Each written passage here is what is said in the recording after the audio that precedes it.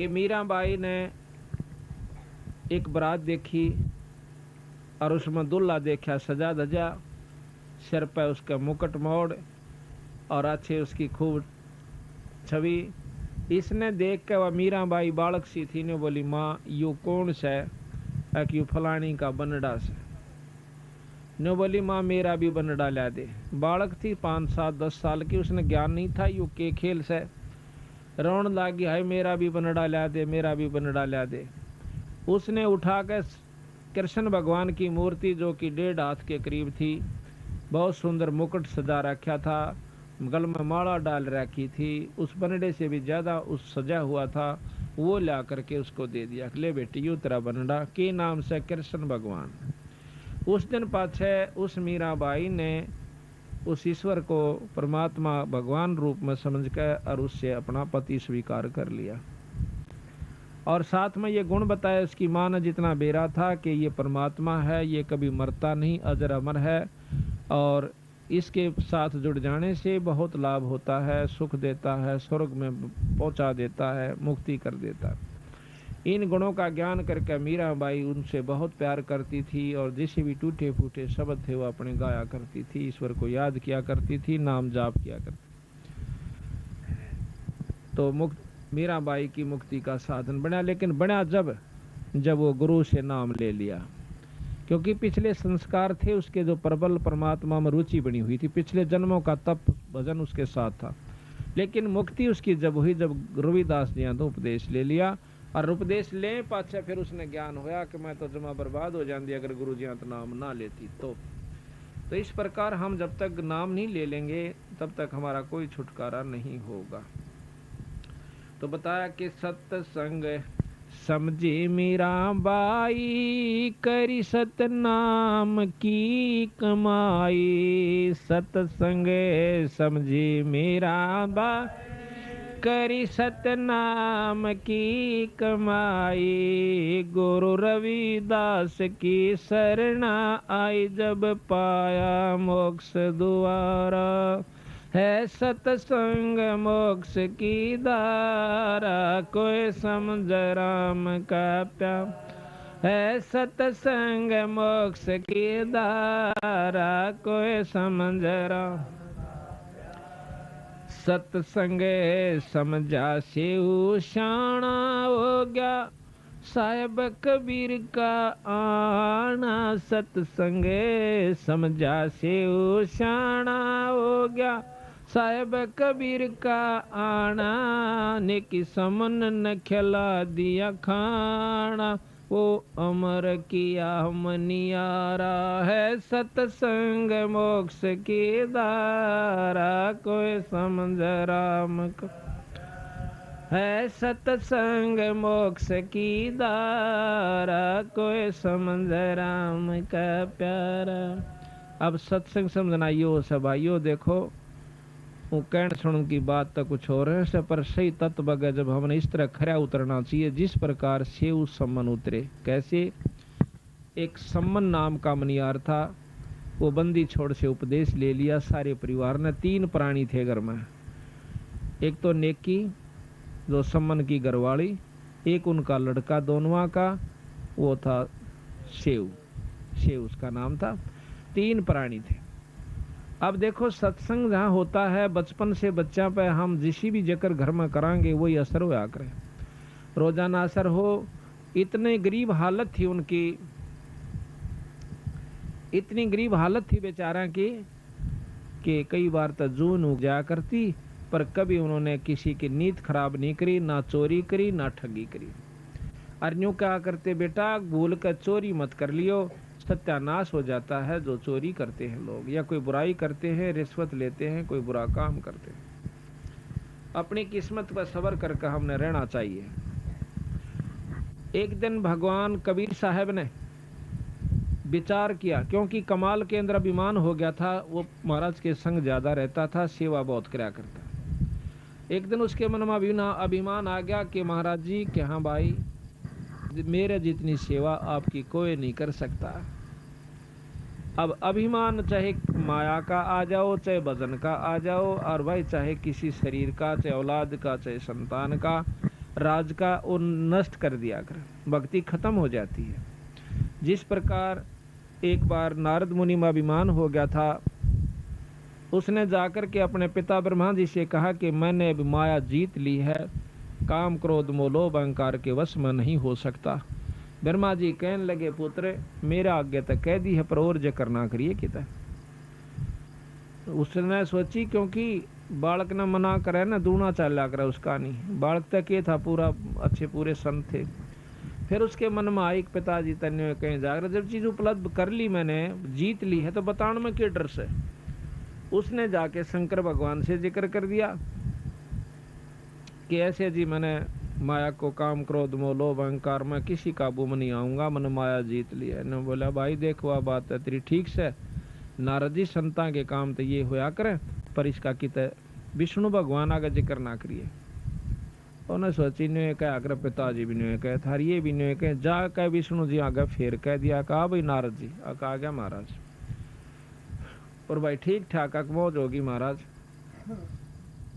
ने बोला जी एक उपलब्धि मैंने आज कर ली। क्या कर ली भाई कि मैं किसी माया के काबू में नहीं आऊंगा, मैंने बेरा पट गया कि संसार कुछ नहीं है, हाँ, और मैंने सब क्या पे काबू कर लिया।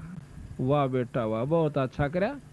विष्णु भगवान ने सोचा कि देख शंकर जी का बस में को नहीं आया कामदेव, और यो कर लिया, ये इसका यो फुटे भागी भी चौधरी पाकेगा और यो गधा बनेगा, फिर जाकर इसका समाधान होना चाहिए।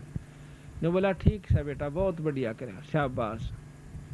और यूं कह कर नारद जी चल पड़ा तो रास्ते में एक मायावी महल एक नगर बनाया। उस नगर के राजा की कन्या की शादी का उपलक्ष्य हुआ। उसमें बहुत से राजा इकट्ठे हुए। अब उसने नारद ने पूछा अरे ये क्या रोड़ा सा हो रहा, बाजे बाजन लाग रहे और भाई बड़ा खूब धूमधाम हो रही। किसी ने बता दिया कि यहाँ फलाने राजा की कन्या का विवाह है। नारद ने सोचा चल देख लेते। अब मन में आता है कि क्यों ना यहाँ शादी करवा लूं, पर शादी तेरी हो क्यों करे, कन्या बहुत खूबसूरत और तेरी सूरत ठीक को नहीं।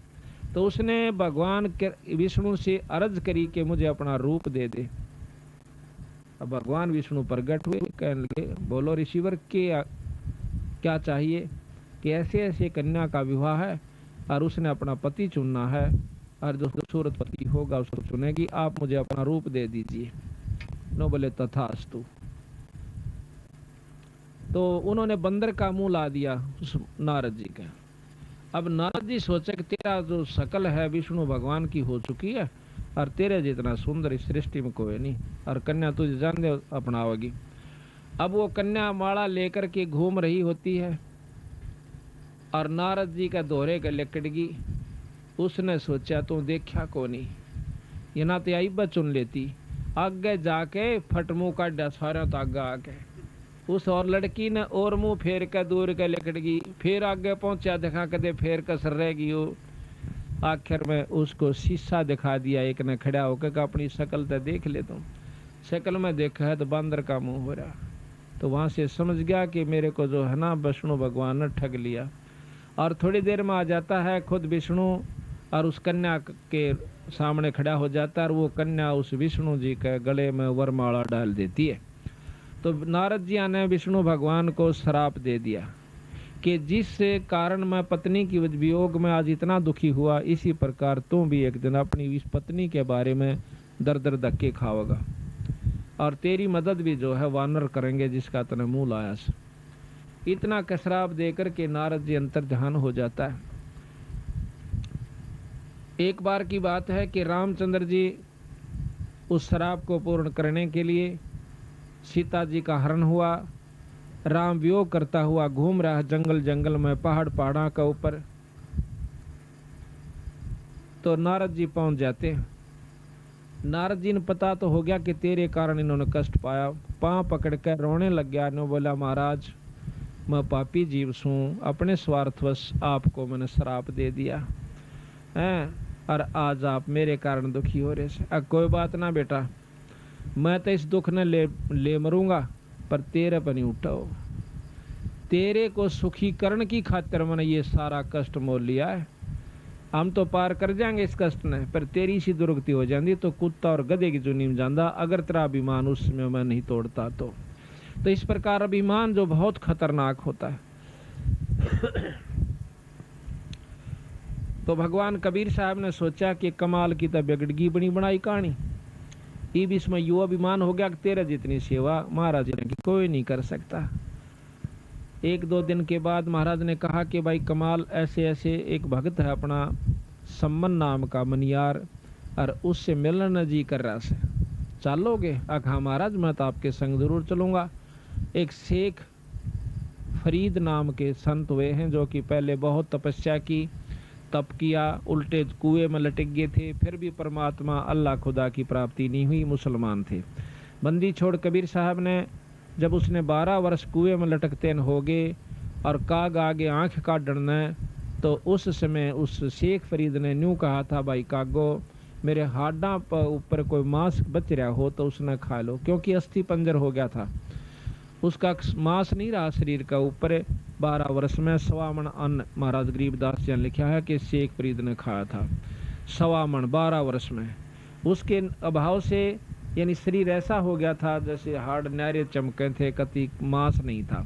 फिर भी उसने कहा कि भाई काग कव्यो अगर मेरे शरीर पर कितना मांस का टुकड़ा बच गया हो तो उसने खा लो, पर मेरी आँख ना खाइयो, हो सकता हमने परमात्मा अल्लाह का दीदार हो जावे, दर्शन हो जावे। न्यू कह करके वो रो पड़ता है, आँखों में पानी भराता है। भगवान कबीर साहब देखो, हम भक्ति भी करते हैं, साधना भी करते हैं, उपासना भी करते हैं, जब तक हमारी आँखों में ईश्वर के प्रति रोना नहीं आंदा, इतना भक्ति आपकी शुरू नहीं होली से।